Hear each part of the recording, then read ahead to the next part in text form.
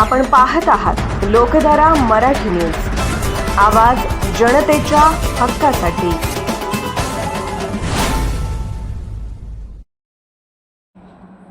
अक्कलवाडी परिसरात फॉरेस्ट एरियात अनोळखी व्यक्तीचा मृतदेह आढळला। अक्कलवाडी येथील गिरगाव रस्त्यालगत असलेल्या फॉरेस्ट परिसरात एका अनोळखी व्यक्तीचा मृतदेह आढळून आल्याने परिसरात खळबळ उडाली आहे। सदर मृत व्यक्तीचे अंदाजे वय 45 ते 50 वर्ष असल्याचे प्राथमिक माहितीतून समोर आले आहे।